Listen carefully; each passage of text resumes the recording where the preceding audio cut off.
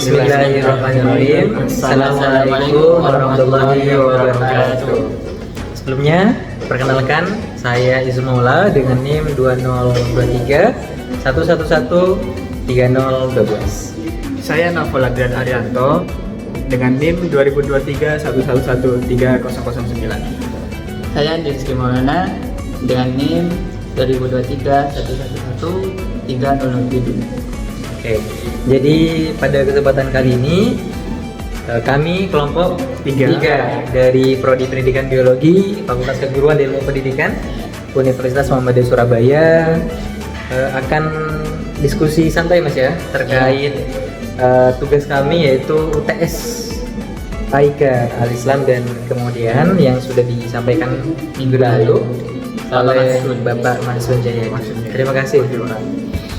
Baik, karena kita diskusinya santai saja, tidak terlalu formal, maka maksimalkan ya guys ya. Oke, siap? Siap. Oke. Pertama nih, terkait pembaruan dunia Islam dan Kesultanan Utsmani. Nah, pertama yang harus dibahas ya, yaitu terkait kemajuan di bidang politik pada zaman Kesultanan Utsmani. Nah, untuk diskusi kali ini, untuk menjawab hal ini, siapa dulu nih yang Saya mau menanggapi Mas. Oke, monggo Mas. Jadi di Kesultanan Utsmani itu bisa dibilang dalam puncak kejayaannya di bawah kepemimpinan Sultan Al-Qanuni.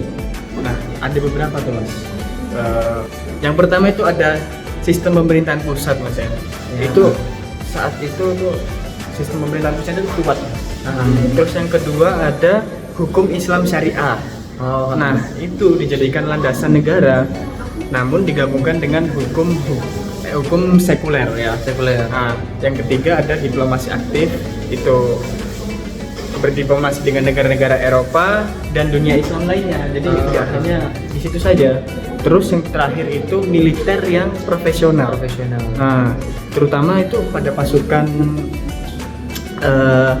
Janisari yang kuat dan efisien, Mas. Oh, berarti 4 poin itu yang menandakan kemajuan bidang politik di zaman Utsmani.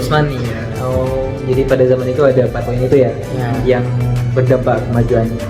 Nah, setelah ini selain kemajuan di bidang politik ada nih yang harus dibahas lagi, yaitu terkait 2 tokoh pembaru Islam dan pemikirannya. Mungkin Mas Andi bisa jawab. Soalnya tadi Mas Nopal Bisa.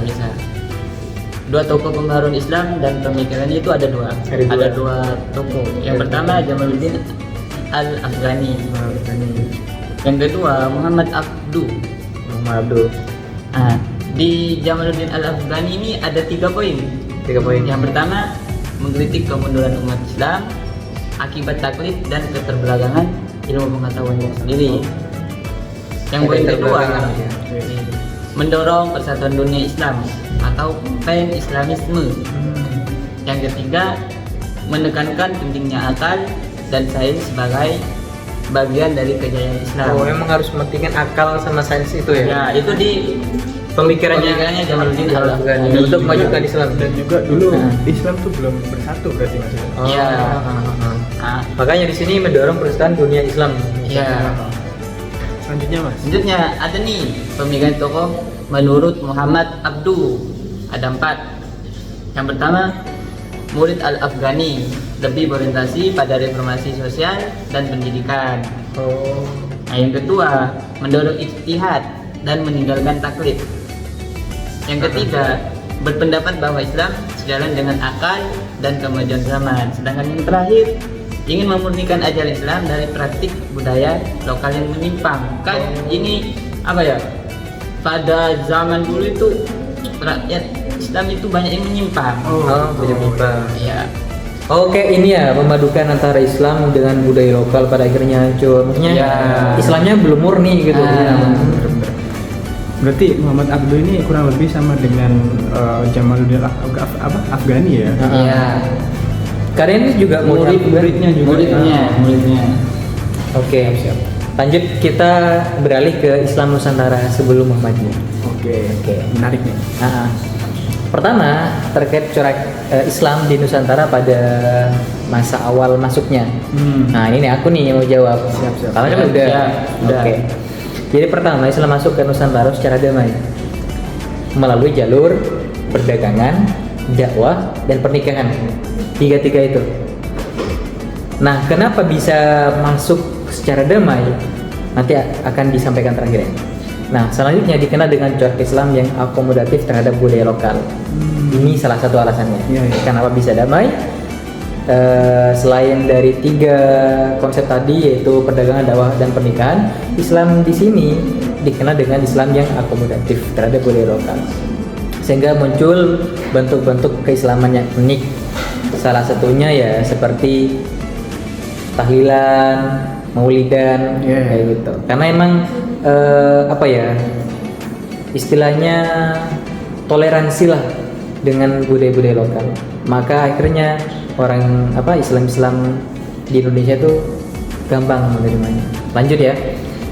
Ketiga, terkait dakwah para wali songo sangat penting. Wali songo itu 9 wali, terutama di Jawa karena mereka menggunakan pendekatan budaya dan kearifan lokal yang sudah dijelaskan tadi, seperti wayang, gamelan untuk menyampaikan nilai-nilai Islam. Nah, selanjutnya pada Islam di awal ini lebih bersifat sinkretik, menggabungkan unsur kepercayaan Hindu Buddha dengan ajaran Islam. Makanya orang-orang terdahulu tuh, ternyata Islam itu damai, Islam itu ternyata rahmatan lil alamin. Jadi kenapa sih aku gak nerima Islam? Islamnya baik kok. Makanya cepat diterima, damai diterima gitu. Selanjutnya terkait kebijakan Belanda yang merugikan umat Islam. Siapa nih? Mas Andi deh. Mas Andi. Ya. Kebijakan Belanda yang merugikan umat Islam. Yang pertama itu ada politik divide and impere atau adu domba. Politik adu domba. Iya. Antara kaum priai dan santri. Yang kedua ada pembatasan pendidikan Islam, terutama di pesantren. Dibatasi. Yang ketiga ada pengawasan ketat terhadap aktivitas keagamaan, terutama bagi kelompok yang dianggap potensial melawan kolonialisme.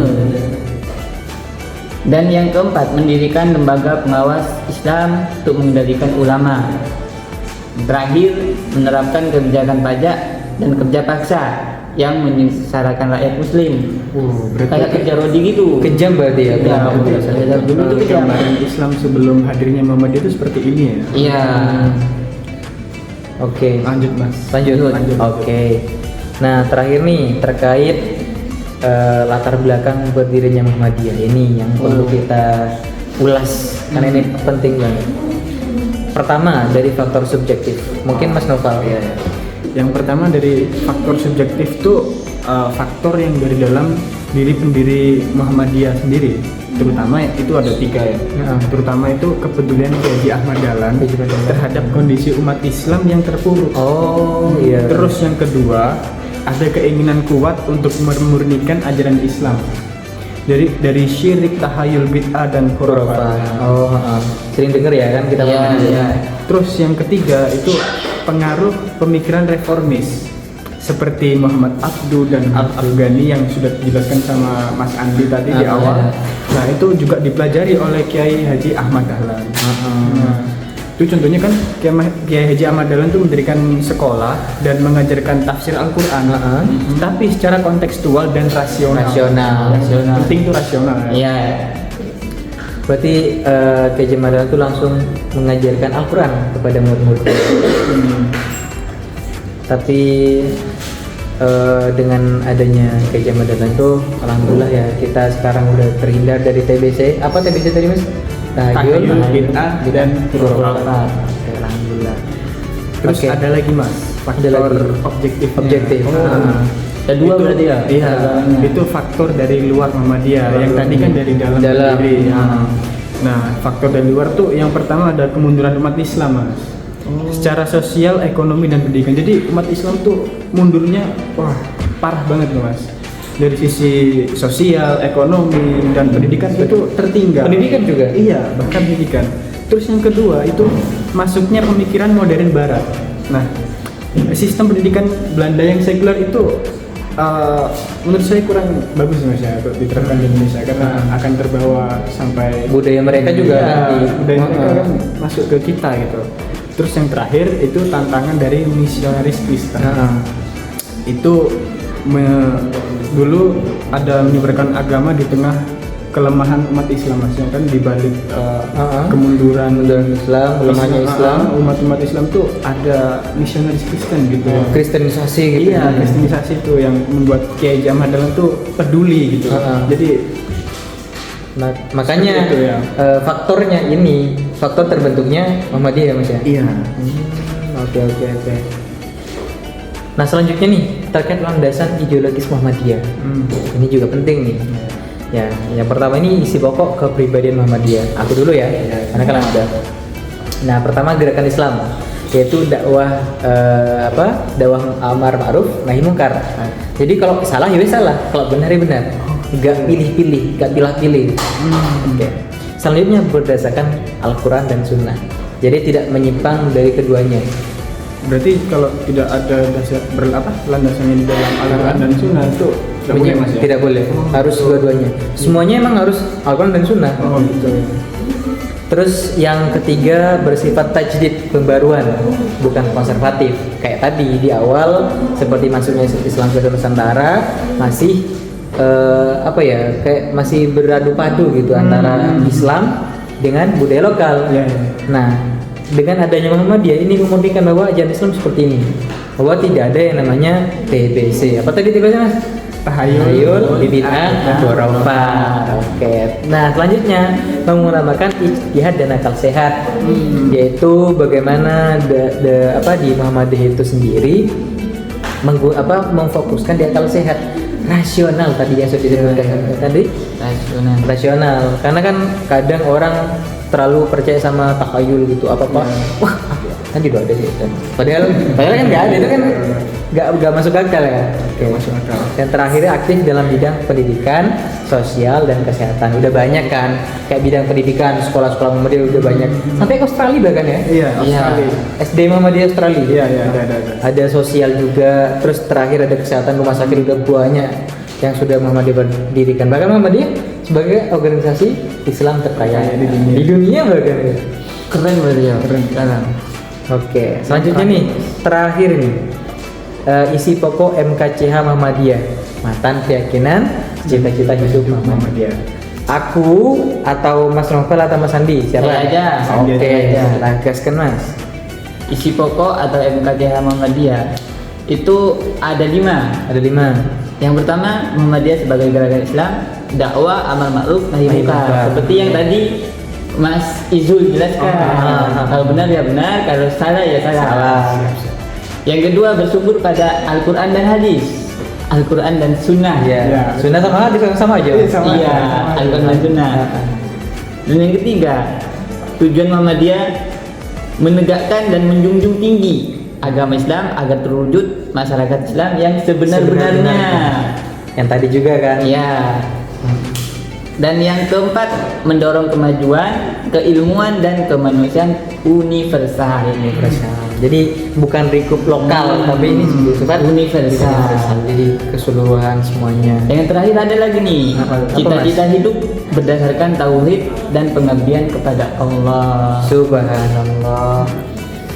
Oke, ya. Berarti itu terkait tadi landasan 12 Muhammadiyah, isi pokok brand Muhammadiyah, terus kajian Muhammadiyah, dan apa tadi faktor-faktor ya, faktor subjektif, faktor berdirinya Muhammadiyah. Dari subjektifnya tadi ya. Udah banyak yang sudah kita bahas, yang sudah kita diskusikan, dan terakhir mungkin ada yang mau disampaikan? Tidak ada. Mungkin dari Mas Izul? Tidak ada, hanya rasa terima kasih saja karena sudah menonton video ini, dan terima kasih juga kepada Bapak Masun sudah menonton juga video ini. Pastinya dong. Dan saran dari kami nilainya yang tinggi Pak. Maaf ya Pak. Kami dari kelompok 3 pamit undur diri Pak. Akhiran kami billahi fi sabilillah fastabiqul khairat. Wassalamualaikum warahmatullahi wabarakatuh. Terima kasih Pak Masun. A plus